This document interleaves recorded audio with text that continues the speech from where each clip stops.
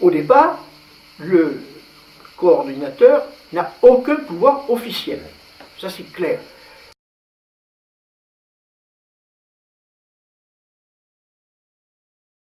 Du point de vue juridique, on pourrait presque dire que le directeur du CEC, il pèse assez peu, puisque ceux qui ont le pouvoir dans les différentes structures, ce sont les directeurs des structures. Donc encore une fois, il faut arriver à convaincre davantage que contraindre. De même que la réunion de coordination n'a pas de pouvoir officiel, parce qu'il n'y a pas de statut officiel. Donc, il a le pouvoir qu'on veut bien lui reconnaître. C'est tout. Ceci dit, ne veut pas dire qu'il n'y en a pas. Parce que pouvoir officiel et pouvoir officieux, moi, je ne sais pas toujours faire la différence. Par exemple, je peux vous dire, moi, que je ne me suis jamais senti autant de pouvoir qu'au centre éducatif et culturel d'Istres, beaucoup plus que dans les établissements que j'ai dirigés comme proviseur, où j'avais un pouvoir institutionnel défini. Je pense que le directeur du CEC, la directrice du CEC, peut ne pas être un personnel issu de l'éducation nationale. Ça pourrait être un fonctionnaire de collectivité territoriale. Il est clair quand même que se posera toujours la question du rapport entre les personnels de l'éducation nationale et le projet de l'intercommunalité ou de la commune. Donc si le principal du collège n'est pas le directeur du CEC, il faudra le convaincre d'adhérer à la logique du CEC.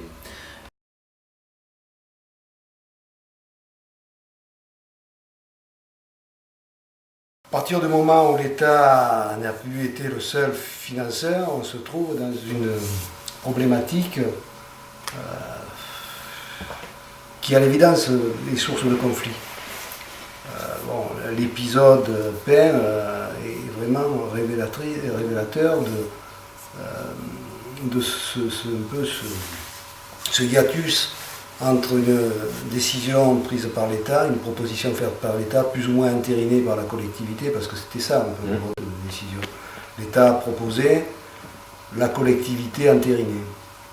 L'importance financière d'ailleurs de la collectivité locale, le manque d'implication de l'État, la commission interministérielle a fini par complètement s'évanouir et disparaître. Donc manque d'implication de l'État, appui financier fondamental de la collectivité locale et progression des idées de décentralisation, à un certain moment, à partir des années 80-90, il n'aurait pas du tout été impensable de nommer un fonctionnaire de la collectivité locale. Ça a d'ailleurs eu lieu à Istres, pendant une période, disons, d'intérim. Ça a été M. Michel Lévy qui a assuré en même temps que la direction du SAN, la direction du CEC, et on a nommé aussi, à un autre moment, un fonctionnaire de la collectivité territoriale, c'est Mme Chalvidan. Donc, c'était pas... Et à mes yeux, il n'y a aucune objection. Maintenant, mais à l'origine, c'était pas pensable.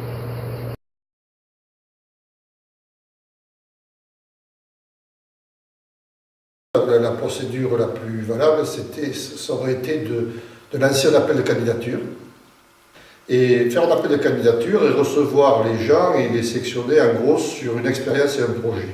Je crois qu'il y aurait dû y avoir quelque part une commission de sélection des gens, avec représentant de la préfecture de région, représentant du syndicat, représentant des usagers, etc. Et les gens, à la fois, je dis bien sur une expérience, parce qu'il faut avoir une expérience de direction d'un gros établissement, c'est-à-dire savoir pratiquer la délégation, savoir pratiquer le contrôle, mais aussi sur un projet, c'est-à-dire par rapport aux missions assignées à un certain intérêt, comment vous voyez que votre style de direction, votre implication, et avec quel projet vous allez mener l'établissement.